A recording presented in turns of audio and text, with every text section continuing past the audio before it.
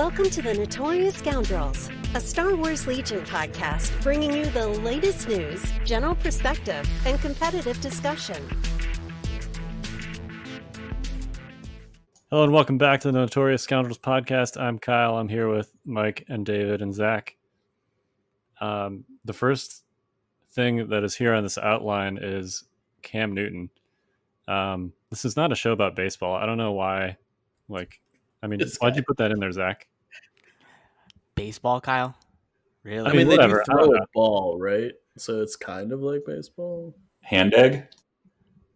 All right, short tangent, Kyle, okay? This was a big weekend for us Patriots fans, especially folks like Mike and I, because Mike and I are realists. We're not sure. We love Tom Brady, and we love what he did for the Patriots for 20 years, okay? But we also understand that he's been planning this escape route from Bill Belichick and, the fandom here in New England for about 3 years with Gronkowski. So, Mike, go ahead, Mike. I was going to say, go ahead. All I'm going to say is that Cam Newton threw 0 interceptions this weekend. Yeah. And Tom Brady threw 2. And one of them was for a touchdown. So, You know what? Mike and I are going to savor this moment because as much as we love Tom Brady for 20 years, he left here in the dust, and he did it on purpose with Gronkowski. It was a coup. They did it on purpose. I know they did. And I'm just happy to see Cam Newton, rushing for 75 and 2 TDs, throwing for, $125, no interceptions. They got the job done. They're going to go win in Seattle next week, and that's why Cam Newton made this sheet. Yeah. I mean, they found something that works for him. You can't throw an interception when you never throw the ball more than 10 yards, or just you run it. Well, I mean, this was a big make or break game for us, I mean, if we had lost this game, everybody would have been like, oh my God, the Patriots dynasty is over. But much like ARC Troopers, this dynasty is sticking around and it ain't ever going to stop. And I don't ever want to hear these people say that, you beat the Miami Dolphins. Well, you know what? The Patriots lose to the Miami Dolphins at least once a year. At least. I don't know what it is. It is like the kryptonite of the New England Patriots. We lose to the Dolphins, so I don't want to hear it. I thought the Patriots just went 19-0 every season. Or whatever it is, 18? I think we only did that one season, okay. And I mean, it definitely wasn't 19. But okay, anyway. Well, the Patriots are like ARC Troopers, except ARC Troopers don't need to deflate footballs to win. Hey, now. We just deflate the opponent with our aimed shots. Yeah, with a million keywords. All right, how about we move on to news? Welcome to In the News. Speaking of ARC Troopers, we had some new releases this week that are not ARC Troopers.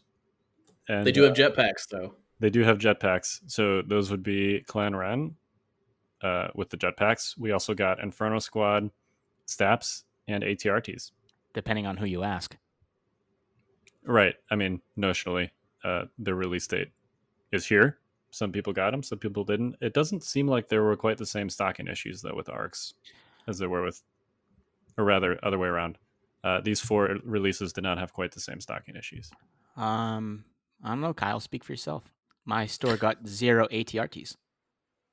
Yeah, and I think that RTs and Inferno Squad specifically have been tough to get.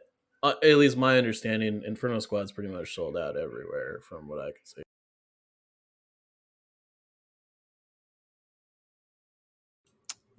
Yeah, I mean, so far I haven't heard of anyone's pre-orders getting straight up canceled yet for any of these, like they did with ARCs.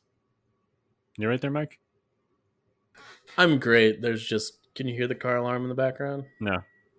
I can. Oh yes, now I can. Yeah. Yeah. I'm sitting here waiting for it to end so that I can talk, because it started when I was going a second. I was like, all right, I gotta mute myself, and then it just kept going. Is that a car alarm or a microwave? It is a car alarm. There's a lot of street parking around here. In fact, it's almost all street parking. So it's often that, people leave their car alarm on and somebody just walks by on the sidewalk and, city problems. Yeah, but I do think that, Zach, you said your store didn't get any RTs? So I have a feeling that there was some sort of mix-up, and they were trying to figure out, and they didn't. My store didn't get their shipment on Friday to start with. They actually got it today, and they got it a couple of hours after they normally get their delivery. So I don't know. This seems like there's a lot of like store logistic issues, but yeah, they had plenty of Ren. They had a lot of Inferno, plenty of Staps as far as I could tell. But joke's on me because I said I was not going to go buy a clone ATRT. And then I don't know what happened this past week with me. I was like, I'm excited to go buy this clone ATRT. I kind of just want the model and paint it. And yeah, my store got 0 ATRTs. I was kind of hoping that that one of you guys would have the ATRTs. I'm curious because I've seen some pics on Facebook. It looks like that it's not the same kit as the Rebel ATRT, and that they're maybe a little bit more posable. Oh, I have them. Hold on. You guys keep talking. I'll go get my box. Hang on. Okay. I've seen some cool poses already, actually, on Facebook. So yeah, I don't know. I think maybe those posts got me inspired to like go buy one because I really really wasn't planning on buying any. Of course, I bought Clan Ren because I was like, well, I need to buy something. Have you started trying to put them together yet? No, I'm trying to be smart, considering I have two, the fresh baby in the house. That I only put together the unit that I'm currently painting, so then that way my desk doesn't have a million models on it. I don't know. It feels a little more responsible than I usually am. That's good thinking. Yeah, I don't think I'm actually going to buy a clone ATRT. I unfortunately think they're going to suffer from what I am going to call bark syndrome, and they don't have the clone trooper keyword, therefore they are bad. Non-clone I don't know. trooperitis. Yeah, I don't know. I mean, I think that if you're gonna be in the Republic faction and not have that keyword, you got to be really good, and the ATRTs just don't do it for me. Yeah, so this kit's not even close to similar. Like a lot of the pieces are much different, and they're not like all in one piece. Like the legs and like the foot claws, they're like in 3 pieces. Oh wow! So It's super posable. yeah, But the like Rebel version, the legs were literally all one piece for one leg. these ones are much more like multi-part.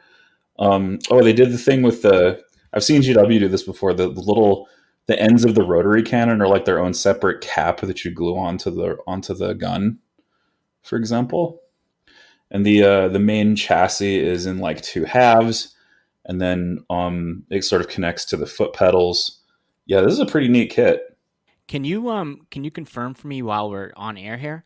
Mm-hmm. I heard that the instructions are not that great. Let me get those. I'll tell you. Got Yo, the I want to box right complain here. about this real quick, as long as we're talking about instructions, because I opened up like ARC Troopers and Padme and Cad Bane and a couple other things, and like these new white sheets look cool, but the instructions are way worse. Awful. They look amazing. Like I don't know what it is, but the instructions are awful. I'm just gonna be honest. And so like I was trying to figure something out, and at the bottom it says you can find these online at like Fantasy Flight Games / Star Wars Legion or whatever.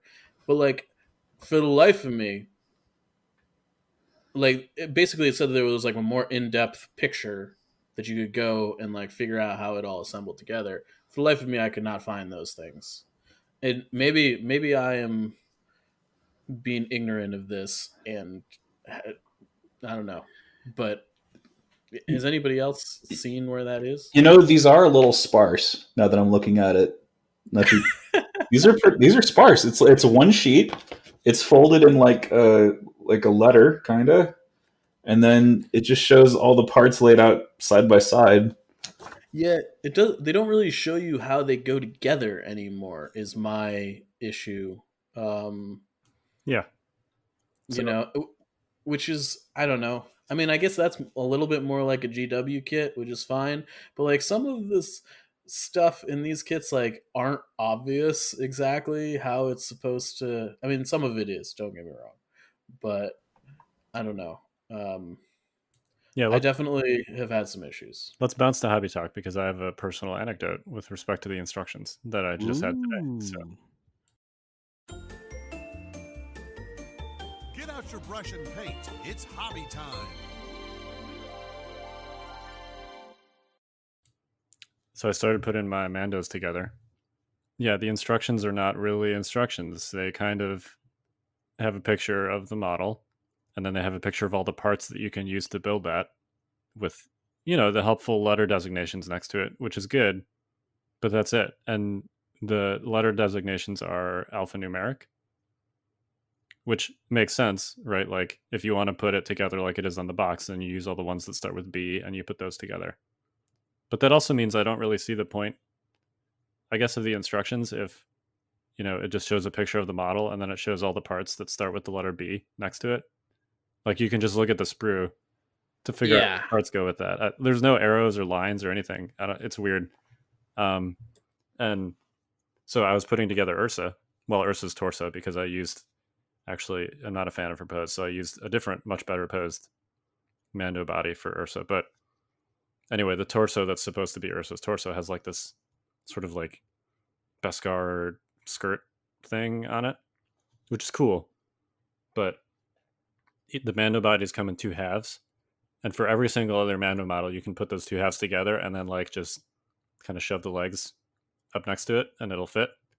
With Ursa, you have to glue the legs to one of the halves before you put the second half on top of the legs. So keep that in mind. Interesting. Yeah, because the skirt comes like from both sides of each leg.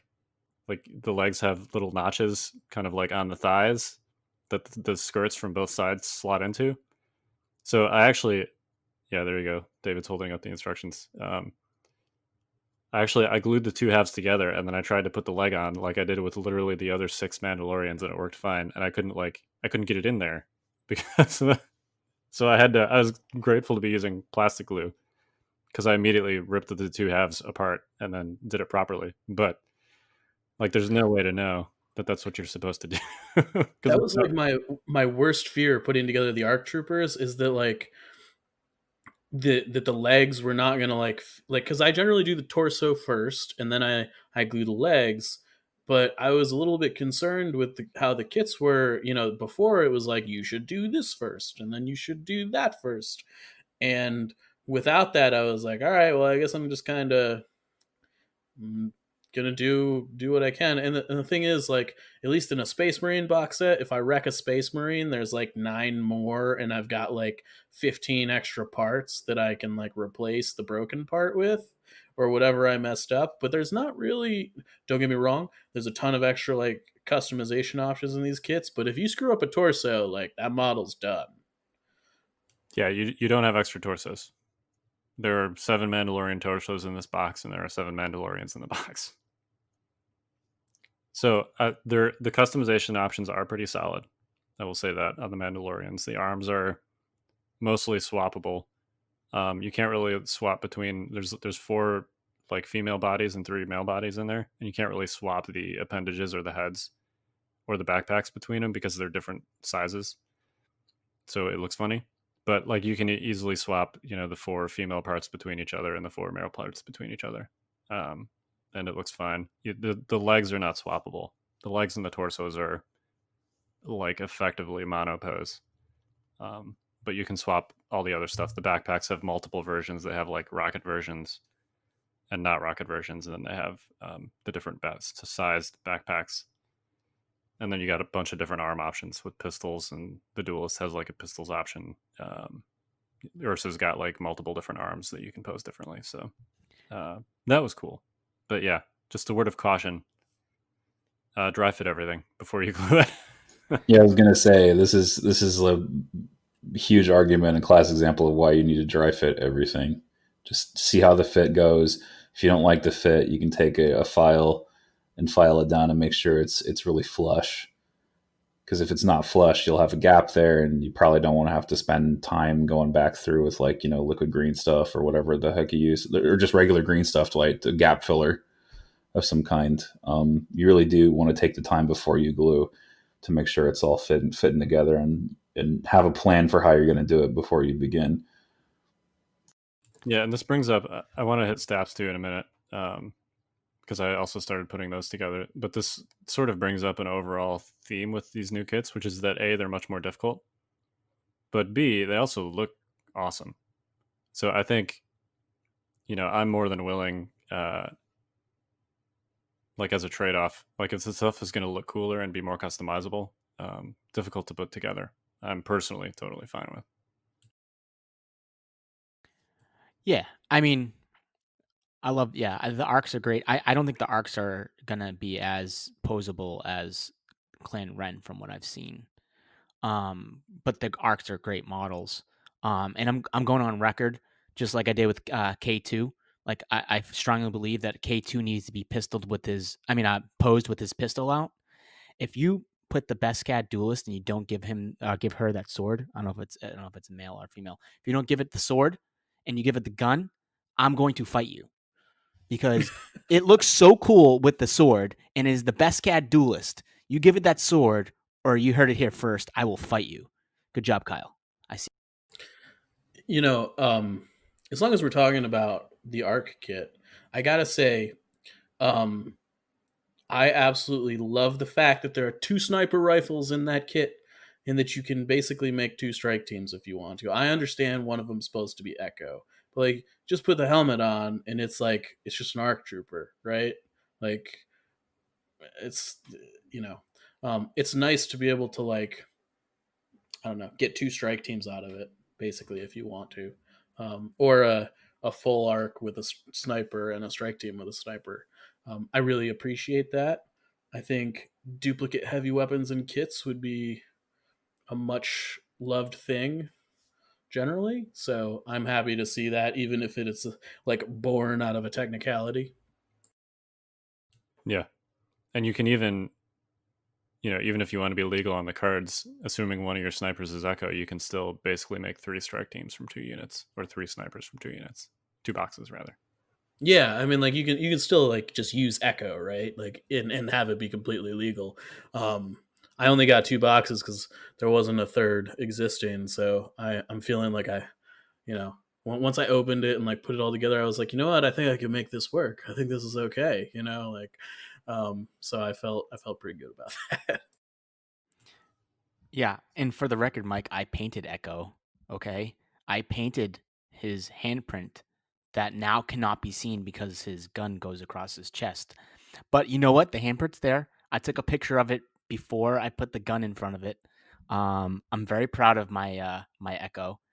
He is half cannon because the colors don't match, but I got that handprint in there just for you, buddy. Awesome. I'm just gonna paint their fins differently. I think I made sure that they've got the same helmet that Rex has on, and I'm just gonna make sure that all the named characters in my armies have similar iconography on their armor, and I'm not gonna worry about handprints and stuff that people can't see. But I'm glad that it makes you happy, Zach. My wife used to always give me such a hard time with the 40k minis because they have a lot of situations like that where there's almost explicitly a thing that you're just not going to see. I'm painting the inside of my Land Raider and the gears and stuff on the inside of the Land Raider, and my wife's like, nobody's going to see that. Why do you care? And I'm like, I'll know. I'll care. Yeah, I think everybody I've ever met that's played 40k has painted the inside of their rhinos, right? That's just a thing that people do. Yeah, when you open those doors, you got to be able to see it, Anyway, I put some STAPs together too. Man, How are those flight stands, Kyle? I haven't even got to the flight stands yet. It was I will admit it was doable, but it was a little bit of a challenge because the bike and the rider. Word of warning for anyone assembling STAPs: you use plastic glue, do not use super glue, and try and assemble them quickly so that nothing dries before you move on to the next step. Because there are 4 contact points between the rider and the bike, and all 4 of them are super tiny. you got the foot pedals, but it's not the feet because the pedals are part of the feet. They're the pedals themselves are actually part of the foot sculpt. There's like this little peg on the bottom of the pedal. Think in your car, that rod that connects the brake pedal or the gas pedal to your car. That's basically what you're attaching to the fins on the STAP. And then you're also attaching the joints at the wrist, but it's just flat. There's no like ball joint or peg or anything. They just kind of like meld into the wrist. So yeah, put the entire bike together and then put the body of the STAP rider together and let that all dry. And then all at once, do the arms and the legs and then move it around until it fits and then sit there for 10 minutes and hold it. Yeah, I ran into that with the DC-15Xs are actually in like 4 parts. Like the gun is in 2 pieces, and I think each arm is a piece separately, and it just like I go through the process of gluing things quickly, so I'm like sitting there like holding all 4 connection points at the same time, trying to get them to glue. The other thing I will say, I sort of like it more because if you use the super glue on the old models, like you were just kind of screwed if you messed it up or whatever. With this, there's at least like you can kind of like put them in the sockets and then like pose it a little bit, and there was not a ton of posability with these, but I don't know. I sort of feel your pain. It sounds like you had a much harder time with it than I did. It was more than anticipated. I think I've got 6 of them to put together. I've successfully assembled 1. So I think for the other 5, I'll be more prepared. But yeah, it was just sort of unexpected. Like I'm gluing this thing together and I'm like, well, these wrists are just like there's you just kind of like meld them into the hands. There's no pegs or ball joints, or you just kind of have to hold them there in place until the glue dries. And you got to do it at the same time that you're holding the feet in place, because the rider has to lean like a certain way and his arms have to be like spread out a certain way. So yeah, it's a great looking kit. It's B1s are basically skeletons, right? So everything that has to do with B1s is going to be super narrow joints, like really thin limbs and stuff like that. So it is what it is. And it looks great when it's put together. But yeah, just be prepared to make sure you're using plastic glue, because you're going to have to bend some stuff around and hold it there for a long time. All I got out of this is that I'm just glad I didn't pick the droid faction.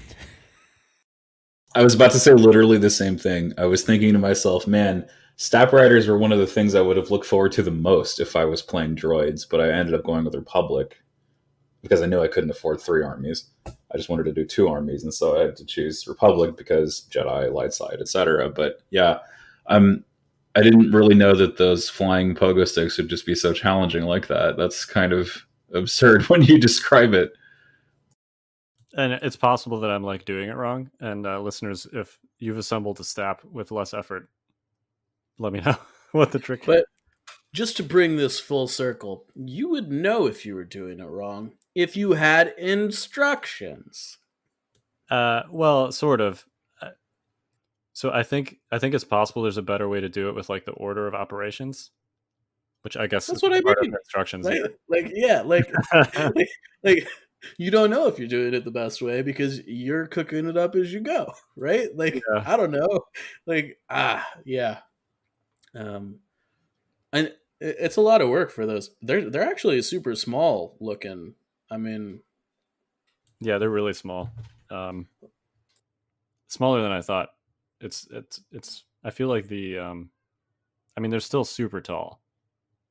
sure. Like, but yeah, they're tiny, which I guess makes sense, right? B1s aren't really big, so No, and they're basically just flying B1s. I will say that I think that they're probably going to be a lot easier to hide than like speeder bikes or something. Yeah, or like Tons, like relative to like the unit, right? Like a support that like moves fast, but you can't hide Tons that well. But STAPs, yeah, I mean Kyle's got a picture you guys can't see, but like it's not that big. Like it makes me wonder if like they weren't the right scale in Phantom Menace looking at that thing. No, I mean, I think the Phantom Menace scale, I think that's pretty spot on. I mean, it's about twice the size of a B1, right? Ish. Like the bike is not that much bigger than like the profile or silhouette of the B1 model. Do you have a paint scheme ready at all, Kyle? Oh, I'm just gonna do the standard.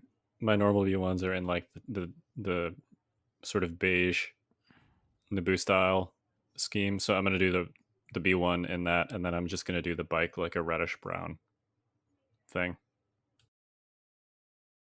But yeah, they're pretty tall. I think that they are taller than speeder bikes, just because they're it's a much more vertical model if you look at it. And the flight stand is, even the short flight stand is considerably taller than like the speeder bike flight stand. So But, I think they will be more difficult to hide than speeder bikes. but the fact that they're much more cylindrical, like in terms of like overall shape, I do think makes them a little bit easier when you're dealing with like structures, not necessarily with like longer, flatter pieces. If I'm thinking back to some of the LVO boards that we played on, there's a lot of cases where a speeder bike couldn't get close to the corner where a STAP can. There's a lot of situations like that where I think STAPs will prove ultimately to be better. You can also, as we saw in a couple of Invader League games, because vehicles are still drawing true line of sight, so you draw from the head of the STAP rider, you can actually bump the head like around a corner and see a corner of a silhouette. There's like all kinds of silly things you can do that I think STAPs are crazy advantaged, just in terms of the sculpt makes them kind of advantaged. So here's a question: would you guys? There's two heights of flight stands in the box. There's enough that you can do all of them the same way if you want, because there's two STAPs in the box, and there's essentially four flight stands: two short flight stands and two tall flight stands. Would you do short or tall? And I'm speaking here purely from a not a aesthetic standpoint, but a like on the table competitive standpoint, line of sight. Such. Short stands not close. Yeah, I agree with Mike, and it's mainly because there's no such thing as a silhouette for a vehicle or anything on that base. So, I mean, you're going to want to hide it behind, let's say let's say there's like a crate that's like bigger than a trooper, but like it'll also hide your STAP, right? But if it's on the taller peg and you can see like the head of the STAP, it's going to get shot. It's going to be Luke Skywalker 2.0, but it's going to be a STAP. So I think you want it to be kind of lower, competitively speaking. If the STAP were a ground vehicle, tall leader, short second mini. But if since the STAP is a repulsor vehicle, double short is far and away the preferred choice. Yeah, and I think that like specifically because it's on a unit who like relies on not being shot exclusively to survive, like it's just more important to not be seen. Like there's an advantage clearly in being able to see over stuff, but like that's great for the ATST because it just sits there and soaks shots, right? It's great for the AAT because it sits there and just like damage gets piled into it, and it can take it because they can like either have super high health pools or like back up their saves. A STAP just dies if it gets shot at, generally. Yeah, I agree. I'm probably going to use the short stands, but I thought I'd get your guys' thoughts on it because it is an interesting consideration with non-trooper models, since we're not talking about silhouettes. Like there's advantages and disadvantages to both. Yeah, I mean, silhouettes are not our topic today, but I know. I mean, I could easily go on a rant about this, Kyle. I feel like you're just putting a burr in my saddle for this. I'm just glad I got my boy Zach here to rant about silhouettes with me. But with that being said, here's a question that I didn't think about until just now. So in Phantom Menace, the premier STAP shot is them like buzzing around a corner and they're like a 45-degree angle.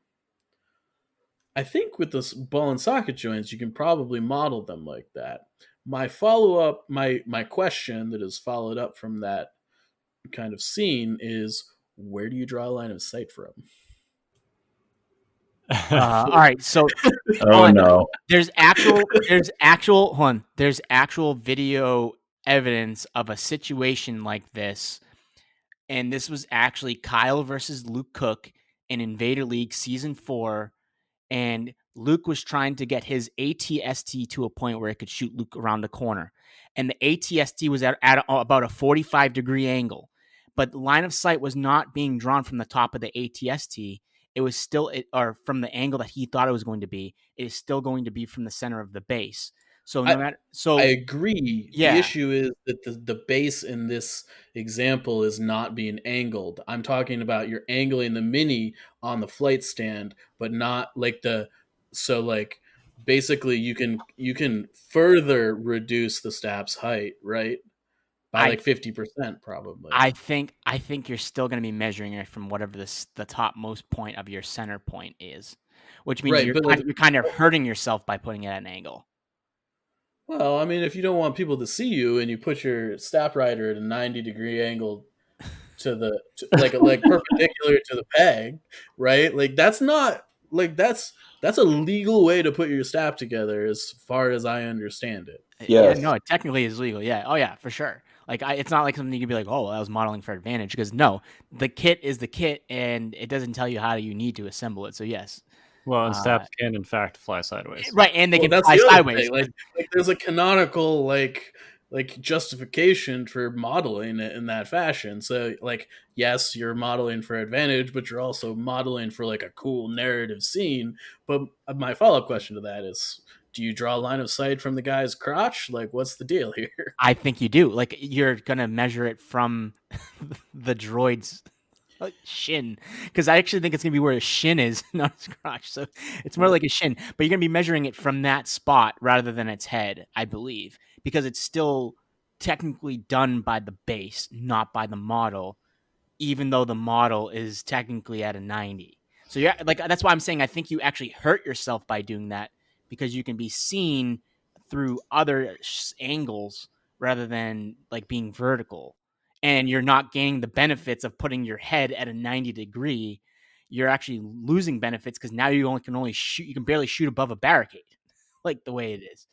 The RRG is ambiguous on this point because the language says you determine it from where the center of the base meets the top of the mini sculpt, but it does not define what the top of a mini sculpt is. Do all sculpts have a fixed point which is considered the top, or is the top a variable point determined by how the miniature is modeled on the base? That's not established by the RRG, so it is fully ambiguous as far as I'm concerned. Further question: Kyle, you have a STAP in front of you. Can you put it 90 degrees over its base? Does the head of the model actually reach out farther than the base? I actually don't have a base, but yes, Okay. I think that it would. I think that it would be wider than the base. Okay. So I just a point of clarification based on the RRG. Well, I don't know if you were quoting it verbatim there, David, but I'm pretty sure it says it over the base, right? Yes. So if for whatever reason we did say that you drew line of sight from the head of the model because it's the air quotes top, it's not even over the base, so it still wouldn't meet the qualifications in this situation, right? I think it would just simply be like center of base, draw a vertical line straight upwards, and wherever that contacts the top part of your particular sculpt, that's where you draw a line of sight from. That's my feeling as well. Now that brings up another interesting question, because technically, I know this is way beyond hobby talk. We are going to do corner cases when we get to our. It's not even that. It's not even that. It's just these questions are boiling down to the same point, which is why the F are there no silhouettes for these things? But continue. Oh man, don't even get me started on silhouettes for vehicles. But the AAT, technically, you draw a line of sight when shooting from the AAT from like the point right in front of the turret where the gun meets the turret. Not suppose you have a B1 dude in the tank turret, right? You don't draw it from his face. You draw it from the top of the center of the model, which is I don't have my AAT right next to me, but it's where the barrel meets the turret, right? So if you look at the STAP rider, where would you say the center of this model is likely to be, depending on where you peg? The barrel of the gun, kind of like where, not like the barrel of the gun, but like what the barrel of the gun goes to. Yeah, the handlebars. Yeah. Basically, right? Yeah. So I'd imagine So technically, rules is written. I think that's where you would draw the line of sight from on a STAP. Now, I'd imagine most people are still going to be drawing it from the head because that makes sense. And I think you could even just like, if you really wanted to get silly, you could like push the peg, you know, the clear The plastic. STAP. Yeah. Yeah, like you could push it forward on the base so that like the thing over the center of the base was actually the STAP's head. Which seems kind of silly that you would like, if that looks stupid, it seems kind of silly that you would have to do that such that you actually draw a line of sight from the top of the sculpt. Because it's purely disadvantageous to draw a line of sight from the handlebars when the guy's face can be shot, right? So That's why you should model him completely sideways. well, here's another question. We're getting way into the weeds on modeling for advantage here. And I would not do any of these things, just to be clear. I'm going to put him in a way that looks like it makes sense.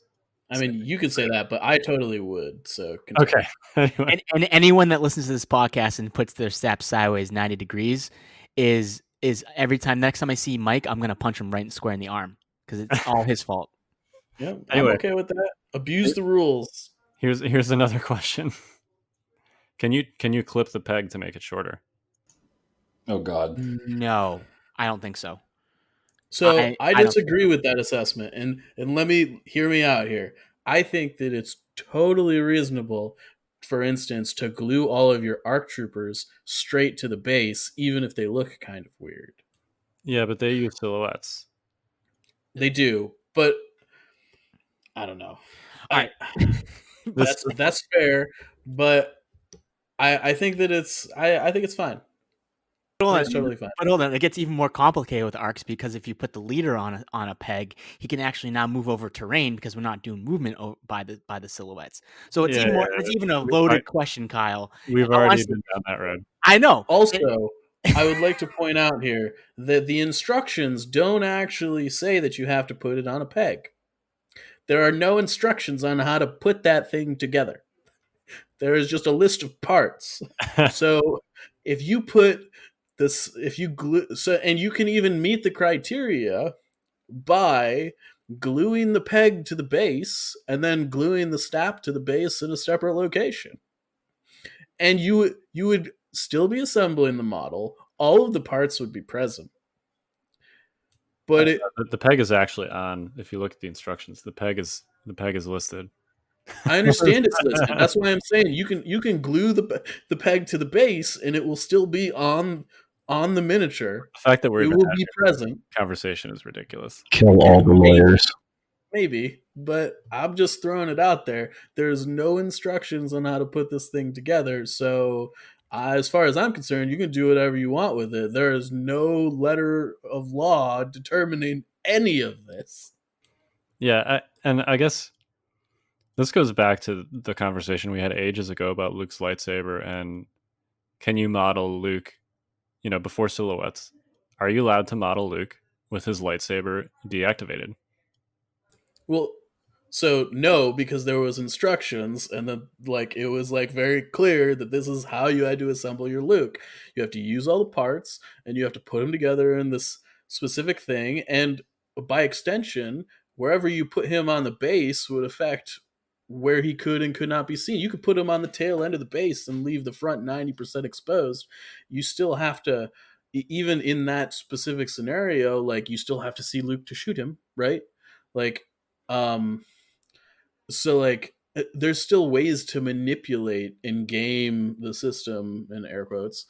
I don't know. There's nothing governing any of this. It boils down to one thing, okay, and one thing only: ban the new instruction sheets. Okay, ban those new sheets. I love how we're banning instruction sheets from the rules now.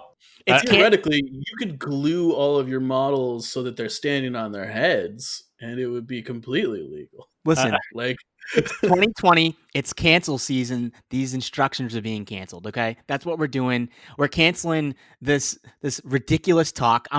You can't see me, listeners. Okay, David had his ambient light on, and it's like a purple, like red, pink. My face might be as purple, red, and pink as that light behind David, because this discussion is out of control. Michael, you're out of control with these STAP riders. I can't even believe it. You say I'm out of control, but when somebody shows up to a tournament and you're the one that has to make the judge call on this, don't come running to me and be like, oh, so-and-so brought STAPs and he's not even on the peg. How do I figure out where light of sight's drawn? There's not even a model over the center of the base. Kyle, how much were STAPs? $35? Yeah. All right, if I have to make a judge call like that, I'm going to snap that STAP right off of its base and then hand them $35 and say, thank you, have a good day. Listen, there's some actual jurisprudence that covers this. It's called the Miller test. Obscenity when you see it. So it's not really a question of like, we don't actually need a definition to rule whether something is out of line or not. We just know it when we see it. So this may just be a case of when you see it that it's intended to be gamey and cheesy, and it's really just going to depend on how the TO feels, right? The TO has the final say whether or not a model flies or not at a tournament. So it's this whole discussion could be moot because the tournament director can just say it's bad by fiat. They just know that it's wrong and shouldn't be allowed, even if they have no basis in the written law. I want to agree with you, David, but if I drop $500 on like plane ticket, hotel room, and all that stuff, and I show up to a tournament and you say I can't use my models, you better have it in writing why I can't use my models. Don't be cheesy. I can't say that on the air. I mean, but like really, like you gotta have it in writing. I think it's unacceptable for it not to be. And I understand that we can't cover every case, but these seem like pretty obvious ones that we could very easily hit. And I don't think there's a explicit modeling for advantage thing in the FFG tourney regs, and maybe there should be, but there definitely is, essentially to cover 40K, because this is a huge discussion in 40K. There is a rule like this for most tournaments that extend to all miniatures games, including Adepticon, where it essentially uses what David was talking about, the when you see it thing. So I think there is an actual risk, if you put your STAPs and just glue them straight to your base, or even potentially put them all sideways. I think there's a risk that if you show up to Adepticon, a judge could say that you can't use those. Or in my case, snap it in half. Right. And then Zach gets banned for aggressive behavior. Right. Don't throw your models, Zach. Yeah. But I think this goes back to, I'm glad we're having this discussion. Any sort of customization that you do that is radically different from what's pictured on the box or what people are accustomed or used to, if you're bringing them to a tournament, you should like figure out who the TO is or the judge and email them and be like, are these okay? Because but like the instructions don't show you how it should be assembled. No, I know, and the instructions are a separate issue here. But there essentially aren't instructions for a lot of these other mini games too, and they have similar like when you see it kind of rules. So I do think it's important to just call out the fact that yes, you can try this with your STAPs, but there's a non-zero chance that you might not be able to use them at a tournament like Adepticon or Nova Open that have these modeling for advantage rules, which cover Legion because it's a miniatures game in their rules docs. Or it's as simple as red pill, blue pill, and red pill is modeling for advantage, or blue pill is create silhouettes for all bases in this game. Yeah, I mean, I think that there's way more room to like expand and set and like put down rules that are there so that we don't have to have these conversations. Like, I mean, I understand that a lot of the anecdotes that I have thrown out there was born out of me being intentionally silly, but like I would like to draw us back to the original point in this conversation where like there's a narrative scene and narrative basis to do this to STAPs. So I don't think the modeling for advantage argument holds up. Like you can clearly point out and say, hey, like this is I modeled this straight out of the movies. Like this is unreasonable. Like I don't think that holds up under the what? Sorry, did you call it the Miller rule, David? Yeah, the Miller test, just when you see it rules. Yeah, it may not hold up, and you're right. And of course, like this whole thing is like it's based on a circular definition, which is like it's like the community's interpretation of it, right? But then you try to ask, well, what's the community's interpretation? It's sort of like you have to have a stopping point, right? There's no like infinite recursion about what the community's opinion of something is, right? Because that can be flexible, right? Like at the start of this year, we thought this situation was crap, and at the end of this year, we think the situation's okay, and like opinions shift. It's like a malleable thing, right? So I guess what I'm trying to say is it's subjective and relative to context it's in. Yeah, I mean, I agree. Well, I was going to say, it's not even a conversation if there's no example of it. So I think you brought up a good point, Mike, by starting the conversation by proving that there's an actual example of these STAPs doing what you were saying, which in turn creates the entire conversation. You know what I mean? Right. And I think that's kind of where, like, I mean, clearly there's like all these like out of the box examples. And I think the thing that we're talking about kind of opens the Pandora's box that leads to them. Right. But there's clearly this situation that is reasonable, and a thing that I think that hobby wise is completely in the realm of like, if somebody showed up to a tournament and had STAPs like that, I'd be like, that's awesome, that's sick, good on you for doing this hobby thing. But like there's a real question about what the gameplay ramifications are for modeling these units like that. Yeah, ultimately it'd be nice if you could just be like, hey man, that looks sweet, and it has no ramifications at all in the gameplay of whether they put it on the tall or the short bases or whether they have them flying sideways. I do think with the Miller rule discussion, you talked about theme, like putting the STAPs sideways such that they're flying sideways, which you see them do in the show and in the movies, is one thing if they're on the peg. I think once you remove the peg or clip the peg, then you're starting to enter the what's the purpose of this modification conversation. Totally. I was just trying to prove a point with that example. Yeah, because essentially what the Miller rule is for modeling for advantages, if the purpose of the modification is purely to gain a competitive advantage, then it's not okay. If the purpose of the modification is because it looks cool, then it's okay, essentially. And there's no like hard and fast rule for what that is. The issue with both of those scenarios is that when somebody shows up to a tournament and tells you it's for narrative reasons, you have to take them at their word, right? Like there's no, like you don't have like a truth, eye of truth like Link and Legend of Zelda, where you can just be like, you know what, I know you're lying to me, dude. And I don't know. And I think it creates, I think like 90% of the time this won't matter probably, but there are going to be times when judges are going to get this call, I think.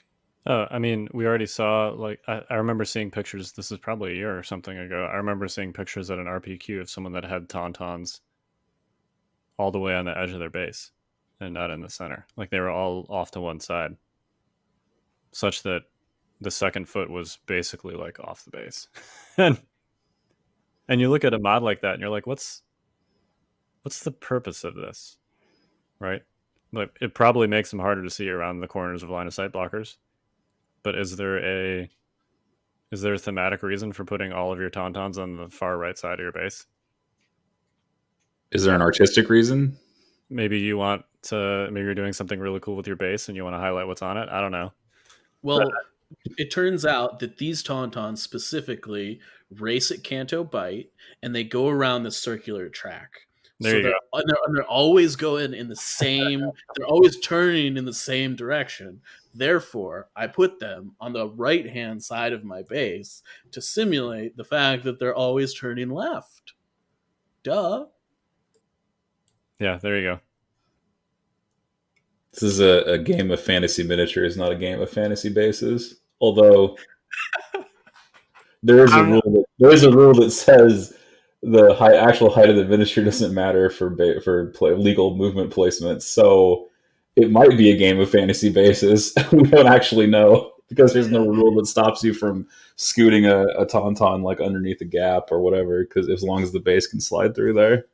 We should play a game one day where people come up with like weird modifications to their models, and we just have to come up for a story narratively of why they should be that way. I think that was actually kind of fun, I thought. So in the Tauntaun situation, if they're like Derek Zoolander and they can only turn in one direction, maybe you could say during the game that they can only ever turn left and they can't turn right. If they have to turn left. I think that would be awesome, legit. Do they also have black lung? Yeah. All right, we've spent way too much time on this topic. Bottom line, if you're going to do something crazy with your models, maybe just talk to somebody first about it. Be like, do you think this is okay? Yeah, I mean, yeah. And I also think I'm going to shoot an email after we get off this podcast and see if we can get an answer to how the STAP thing should be resolved. It's luckily it is a question that is not going to be relevant for a while, but it's one that needs to be answered at some point, I think. Yeah. I mean, like, clearly it's not going to be an issue for like all the online stuff because there's only one, pose or whatever. But right. Once if LVO happens, I'm sure this could come up. So it's definitely going to come up. I mean, it's already come up with models much less moddable than STAPs, so it's going to come up again. It's going to be all Mike Barry's fault. Well, I mean, last LVO, I forget your name. I'm very sorry, but the guy that brought an all Wookiee army to LVO, like his Tauntaun models were taller than a standard Tauntaun model because the Wookiees were taller, right? And Brendan said that was cool, and like he was like theme is great, and I think anybody that's like, anywhere reasonable would be like, yo, that's dope, totally, that's fine, right? But I mean, I think the rules still work in that instance is the issue. Yeah. But I think he showed up to the tournament, showed it to Brendan, and then he also had a backup army in the event that Brendan said no, if I'm not mistaken. I mean, he did it the right way. There's no doubt about it, right? It's just like the rules don't break if he does his thing. Yeah, fair. I get what you're saying. I think before we leave this topic, I think essentially what Legion needs is something like what GW games have, which is an advantage-disadvantage rule, which essentially means if you do like a custom mod or build it substantially different from what is quote-unquote normal or expected, then you use all the disadvantages of your model while gaining none of the advantages of it. In other words, if you were to build your STAP shorter, your opponent would essentially like replace that STAP with a full-size, full-height STAP when they were shooting at it. But when you were shooting from the STAP, then you would use your shorter STAP because it would be disadvantageous in both of those situations, essentially, right? So, and then that essentially eliminates modding for advantage because there's no competitive reason to substantially customize or change something because you're only hurting yourself, essentially. All right. That was a long quote unquote hobby section. Do you guys have any actual like hobby stuff besides what we talked about already? Yeah, I have one small thing. I started to paint C-3PO, and I think he's doing pretty good.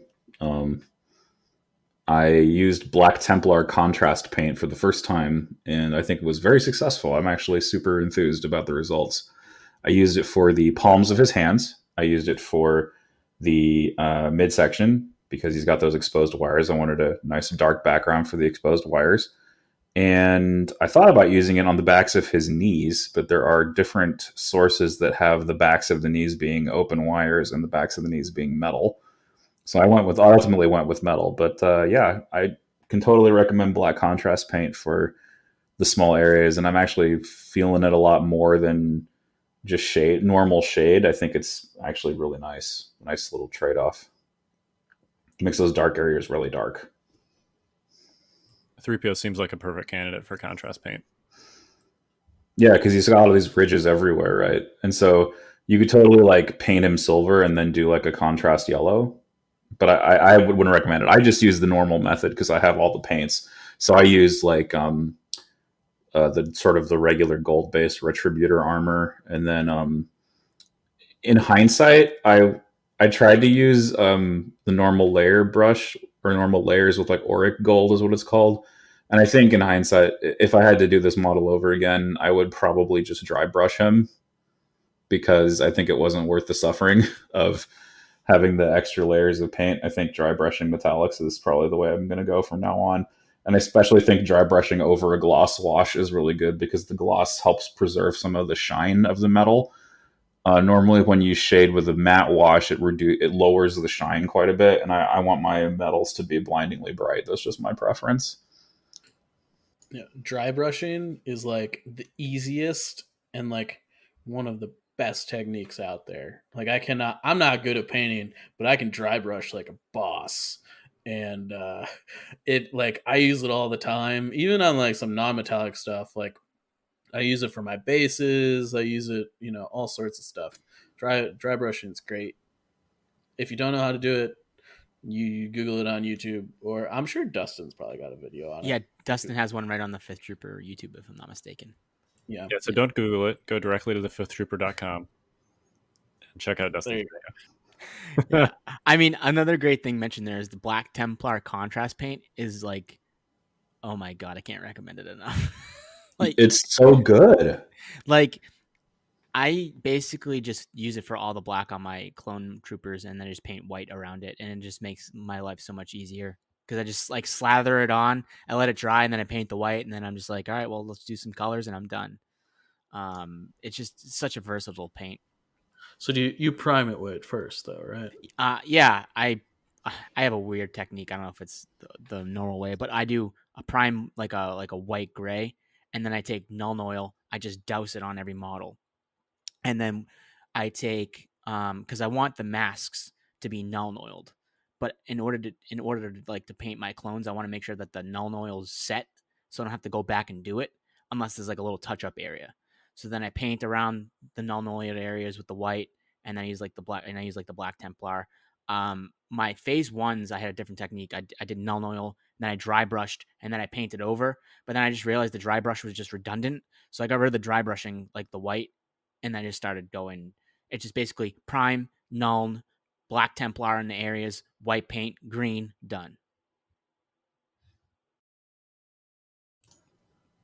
I really do like the Black Templar contrast because it flows, right? And like clones are like one of the toughest ones, right? Because it's black versus white, so that's really tough, right? Because white is very translucent, and of course it's extremely bright, and black is the opposite. It's much more thick and kind of dark in terms of because it's like full of pigment, right?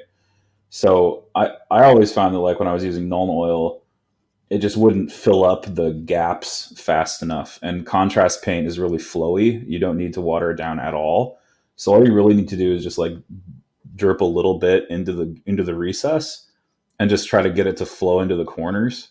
And then if you have too much, you can just clean off your brush and then dip into the pool with the cleaned brush to try to soak up the excess.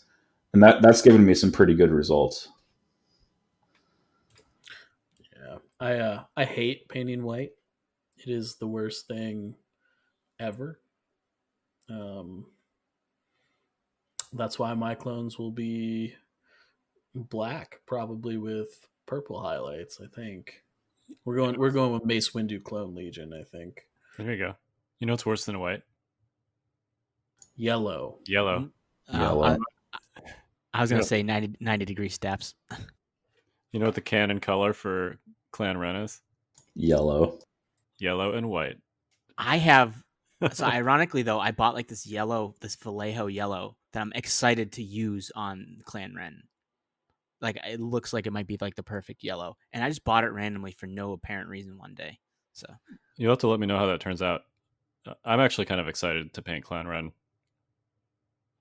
because of the colors. Airbrush is kind of cheating when it comes to white. It makes it really easy, or at least a lot easier to paint white.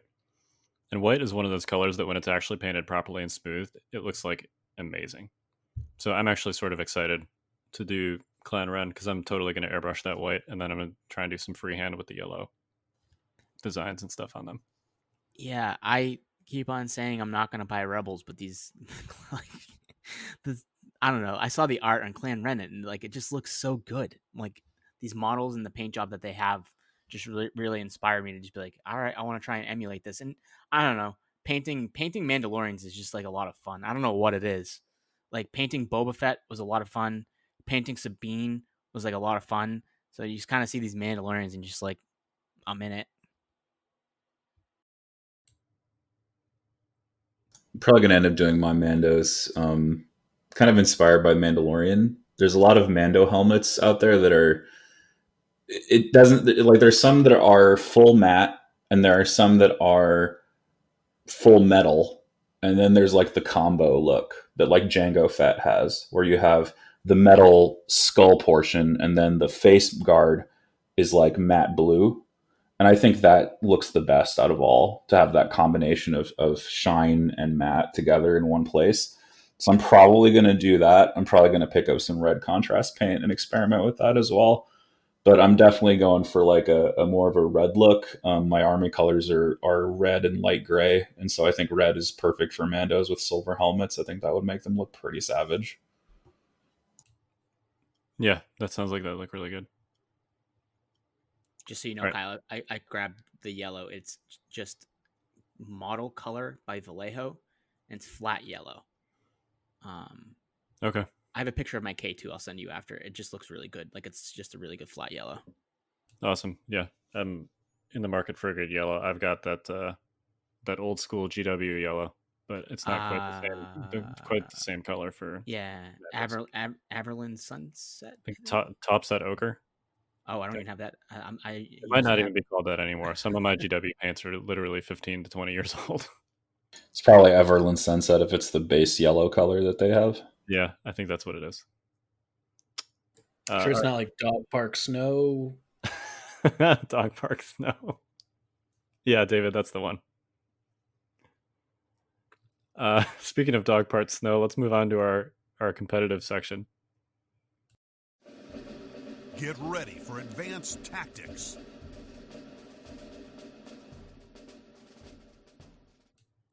So we have two super interesting and actually fairly relevant corner cases to talk about today. So the first one has to do with promoting a unit, and specifically doing so with Covert Ops, because that essentially lets you do so at the start of the game at your option.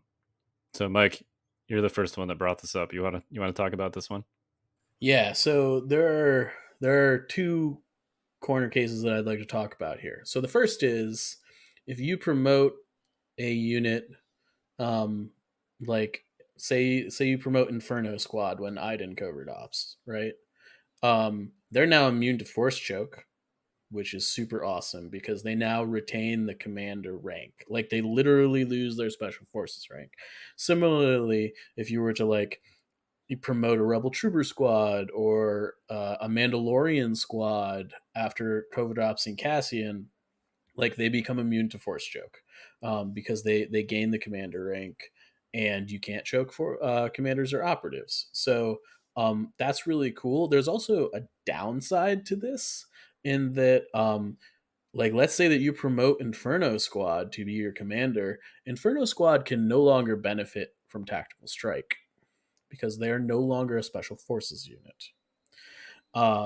So there's like some weird caveats. Like you would think that interaction would work a little better than it does, but the way that it's written, you know, if you promote like an infiltrating special forces unit, it will not benefit from the tactical strike text. So that's something to watch out for. You know, it's a little bit corner case, but like also sort of not, because I think most of the time when you're playing Iden, you're almost always promoting a special forces just because like they're likely to have the highest courage outside of your commanders and operatives in your list anyways. So that's a little weird. I mean, I think you could make a case for promoting something like a mortar. Totally. Yeah, I think so too. It's weird because in today's day and age, mortars are pretty vulnerable pieces on the battlefield. You know, uh, two ARC trooper strike teams can pretty much say goodnight to a mortar pretty easily, and you don't want to get caught with your courage bubble pants down, if you will. Especially in an imperial list where now my shore troopers are courage 2 to panic. That's not a place you want to be. So one other corner case as it relates to rebels, you mentioned Mandalorians or Clan Ren. Of course, it makes them immune to force choke, which is just straight upside for them. And it also, if you're using Cassian, it also makes them eligible as a target for Last Stand. So, and it doesn't affect their eligibility for volunteer mission because volunteer mission is all of those things. Essentially, there's no downside for removing Spec Ops. Yeah, and Sabine's 3-pip is also commander operative or special forces, right? Correct. Like for determining who gets it. So I think you're good there too. Yep. There's basically zero downside. Of course, you have to consider where they're going to be on the battlefield positionally, right? Are they going to be, if you have Courage 1 core units that you care about, are they going to be near them? Maybe not. And then maybe you still want to make it like a sniper or something. But being immune to fourth choke for Mandalorian units pretty clutch. Yeah, I actually think that that's a really big deal. In fact, I think that they're like if you're playing Mandos and your opponent has a unit with force choke, I actually think that whether you intend to deploy outside of your deployment zone or not, I think you probably covert ops and promote a Mando unit specifically so that can't happen. Agreed. Because losing I don't know what the points per model is off the top of my head, but it's got to be close to 30 for Mandos, and that's a little rough. Yeah, it's 30 something actually. If you fully kit it, I think you can get up as high as like 134 for a 4 model unit. It's kind of silly. Yeah, Kyle missed one downside with the Mandos. If you change them from special forces to a commander, you can no longer use sabotage communications, which is peak meta. Well, and maybe a little bit more importantly, they're no longer eligible targets for Serve Your Master Well, I think. No, that's fair actually. Yeah. You can't target a commander or operative, which is ironic because I have been thinking about doing that with Serve Your Master. It's a good way of not getting caught, like you said. Yeah, because serving some Mandalorian seems pretty fun.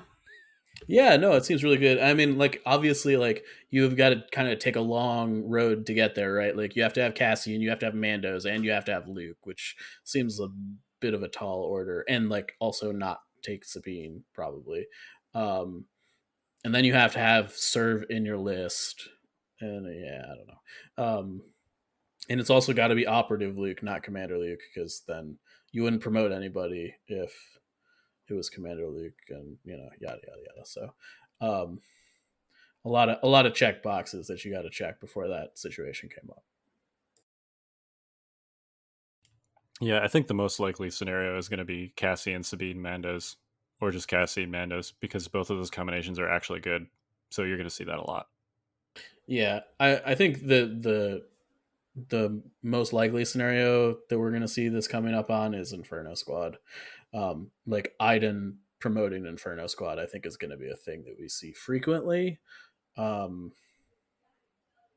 If I had to guess, because generally, I think the Iden infiltrate package, you're basically creating a front bubble, and your army is going there anyways. So there's not a ton of downside to promoting, Inferno Squad Courage 3 on the front line. You're good to go. The issue is that they don't get tax strike at that point, which is a significant downside. It is, but it may very well be worth that trade-off for that Courage 3 bubble. Yeah, totally. Yeah, it also depends. I mean, the good thing is that you have that option when you need it, because don't forget, it really depends on if you're playing a list that has force choke, number one, but also playing against a list where a unit is actually going to threaten Inferno Squad with force choke. It could all just be a turn 0 type of situation where that you're probably going to be able to keep Inferno Squad away from the force user using force choke, so maybe you don't have to, right? I mean, there's just a lot of there's just a lot of scenarios here. Like there's a lot of variables to the situation, but it's certainly a good niche thing to have in your back pocket when you need it. Yeah, I actually think it's more common that it's a negative effect as opposed to a positive one. Like I think you're super likely to want to infiltrate Iden like a lot of the time. And don't get me wrong, Inferno Squad clearly also has infiltrate, but I think that they're more of the unit that you kind of want to support your army a lot of the time. Like Iden, outside the tax strike turn, acts a lot like an operative. Um, she's very like in your face, you know, working in the range 2 to 3 band. She doesn't really need to be with the army, but a lot of time, like clearly she can be. But like if you're doing like a box grab situation, like Iden is definitely better than Inferno. And even in a lot of the harassing situations, Iden is a lot better. Like she doesn't deteriorate when you take wounds, which is a really big deal. So a better Jin or so. Oh, I mean, that's not close. I'm sorry. I know that there's people out there that love Jin. I mean, I get the comparisons between Iden and Jin. I do think they're very different characters. They're clearly in different factions. But yeah, if you're like comparing their rate on infiltrate or covert ops and infiltrate, like yeah, Iden wins hands down, not close. So here's an interesting question. We talked a couple episodes ago about if you could field a unit, or I'm sorry, a list with no faction restrictions, what would you field? Would you do Iden and Cassian together? I feel like that'd be really good. That sounds kind of gross. Yeah. Recovering Iden's uplink and ID10 shield with volunteer mission seems disgusting. Last Stand, of course, disgusting as well. I think it gets really complicated. It probably involves Rex in a list with shore troopers. Call me Captain range 5, or not call me Captain Clankers range 5 shore trooper shots. I think the limit on take that clankers is 4. That's too bad. You can't get a T21 to range 5. But you can get a full shore squad at range 4. That's true. You're getting the aim for free. I don't know. I mean, that actually might not even be as good as a phase 2 squad with a C6. I don't know. I'd have to do the math on it. But it's not. I mean, if you give them offensive push, they would have 2 aims, but that's still like 5 or 6 aims less than your clone trooper Z6 would have. So yeah, I mean, you could do like some weird stuff, like taking Rex and Dooku in the same list, and then somehow playing like take that clankers, and then like giving Dooku an aim token, and like I don't know, you could do some stuff if you break the faction boundaries. That's cool. I think that'd be really fun to do like a tournament with no faction boundaries and see what people come up with. I don't know. I don't know, because this episode is clearly the full degeneracy of Michael Barry. So I'm a degenerate at heart. Like that's what I do. I am here to break things, and have fun. Like that's where I get my fun out of breaking things. I enjoy it. It's a thing.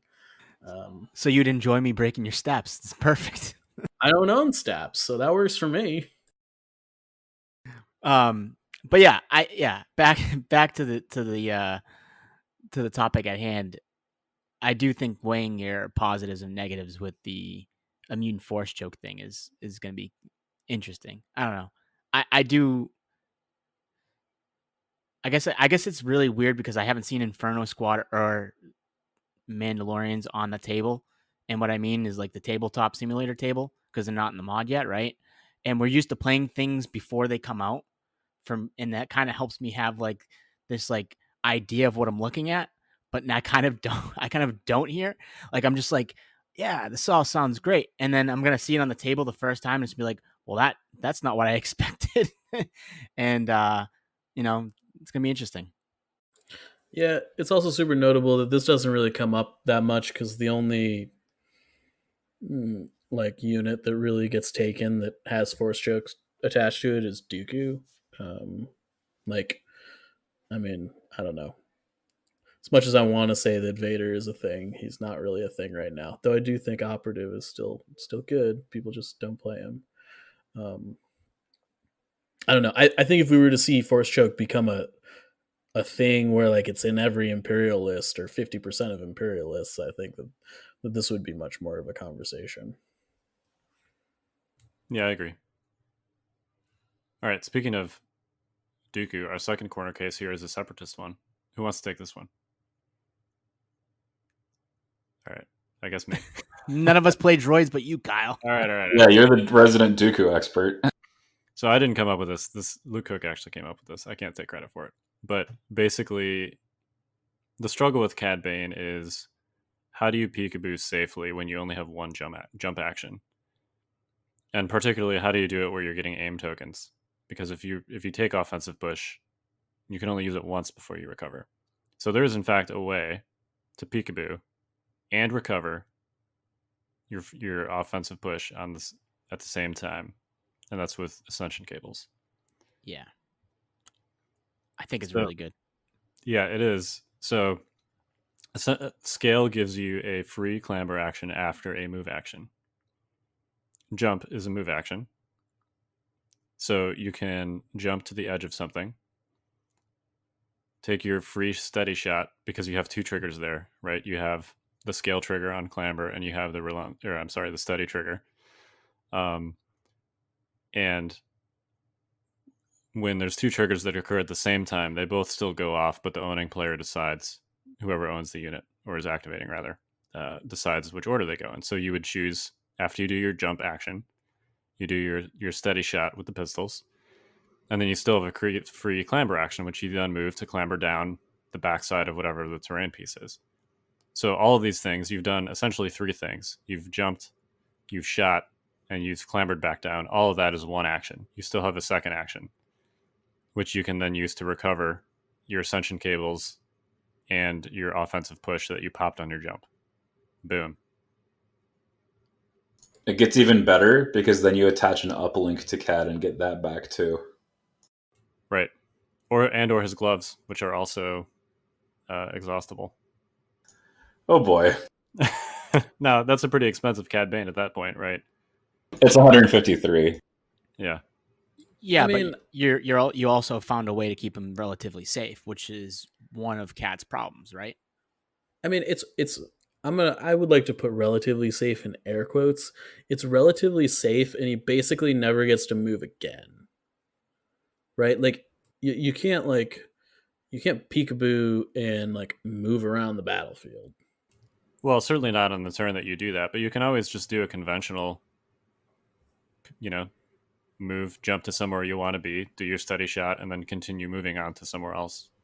Yeah. I guess what I'm trying to say is I think that the dream of like doing this every turn is not super realistic unless you're in like a super defensible position. Like his pistol's only range 2, right? Yes. Yeah. I mean, your opponent, like if you stake out that spot, that sort of perfect peekaboo up and down spot, your opponent's just going to avoid it probably. Yeah, I mean, his 3-pip that basically says infiltrate, makes that easier to do than like other characters, but yeah, all the GAR players over here yawning because Overwatch Standby virtually solves this. Yeah, I'm sitting here like, and I care because. Well, to be honest, you don't care about much because you're hiding behind a standby castle. Yeah, so he jumps to the top of the pillar. I shoot him with like 2 Z6s. He takes a shot, kills a clone or two, and then I shoot him again. Oh, okay, all right. Cool. Yeah, this does not work against the GAR standby castle. But I think it's clever. I think it's a good use of Cad Bane and his various abilities. And I was going to say there is still potential for lateral movement as long as you end your jump in a place you can scale. Yeah, no, totally. I do think that I like that it works on a character who's super gadgety. I think that like it sort of feels abusive, but at the same time, I'm like, it's Cad Bane. Like this dude has like 6 billion gadgets in his cloak. Like this is fine. Yeah, it is. I can totally see Cad Bane, igniting his rocket boots as he's flying upwards, shooting some kind of grapple cable back down to the ground, at the apex of his jump, he takes some pistol shots and then he activates his grapple cable and yanks himself back down to the ground. I could totally see that. I'm sure that there's a Clone Wars episode where he does something similar, right? Like, yeah. I mean, on topic but off topic, kind of. I think Cad falls into the category of Palpatine, and what I mean by that is you're not going to see a lot of Cad because of his price and that he's gadgety, like Mike said.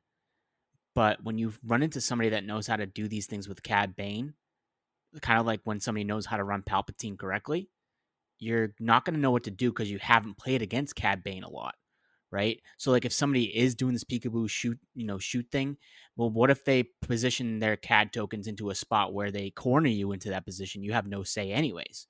And that's because this could become a situation where you're just not used to playing against Cad Bane and you don't know how to appropriately defend his gimmicky type of things like that.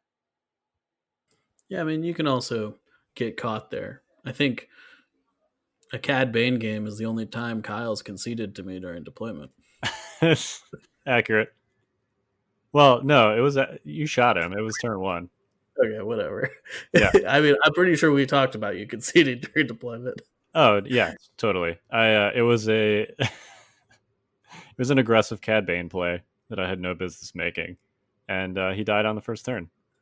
I scouting partied into Rex and Yeah. popped like all his Bane tokens in deployment.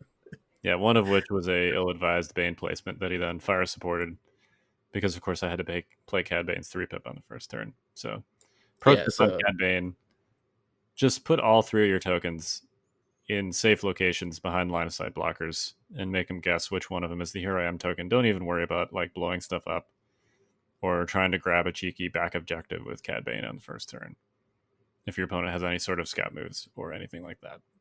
So, easy way to get Cad Bane killed. It was not a it was let's just say that Cad Bane takes some getting used to, and that was one of my getting used to Cad Bane games. Iden's just gonna minesweep it anyway. Let's be real. Oh yeah, let's not even talk about the Iden Minesweeper corner case. You can say that for another episode. Yeah, there you go.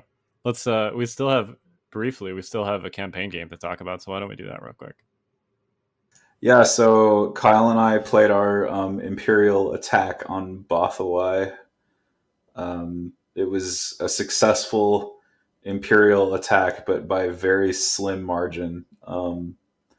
Basically, because the rebels had no heroes to help them out, Kyle went all in on activation spam, and he met me with a 13 activation list headed by a generic, which was pretty nutty to play against.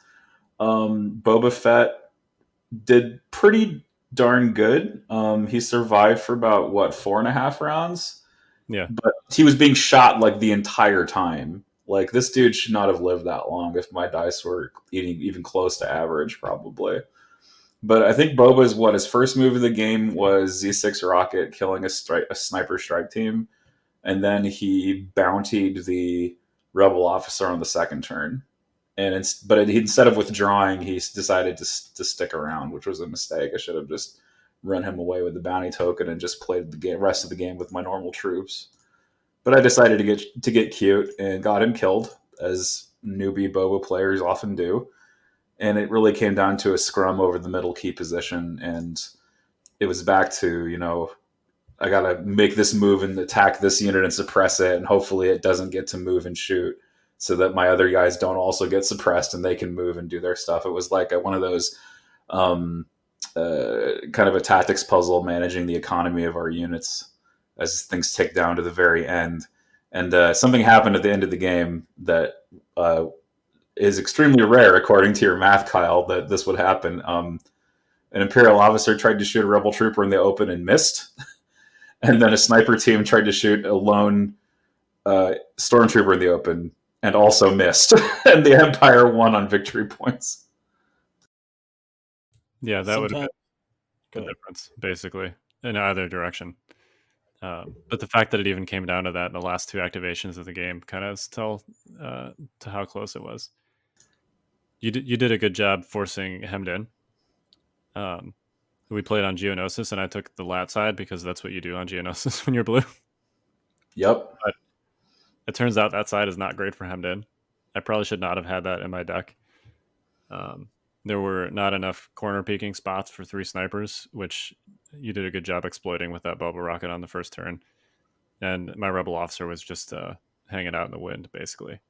He was behind a line of sight blocker, but with hemmed in, Rud can come from 2 directions. So there's not really a good line of sight blocker in the blue zone on hemmed in to hide from both of those. So it was a good job getting the bounty early there. I think it would have been a much less close game if you had just run away with Boba. Yep. But you wanted to roll some dice. We were playing kind of fast and loose, so it ended up being closer.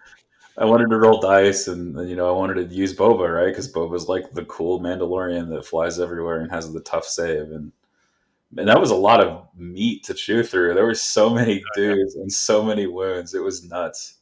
And then can we talk about the hero E11s real quick? I think it did more wounds to E11s off white crits or more wounds to ATRTs off of white crits from stormtroopers just shooting their normal guns. That was really dumb because precise is really good when you have aim. Yeah, I think your medic squad had a triple crit roll against one of the ATRTs. Yeah, it was absurd. Yeah. And it just I think we put 3 wounds and I was like, wow, that's a huge break in my direction because that rarely happens. Yeah, and the ATRTs were fine, but they're ATRTs. Yeah, they're not, they're superb in the right situations, but again, against a massive red saves, it's not the most effective thing. Yeah. Anyway, super fun game. Yeah. It was funny because it was kind of like a 2019, Stormtroopers versus Rebel Troopers kind of game. But I think it exhibited one of the sort of forgotten about strength of Stormtroopers, which is that they are a very cheap red save.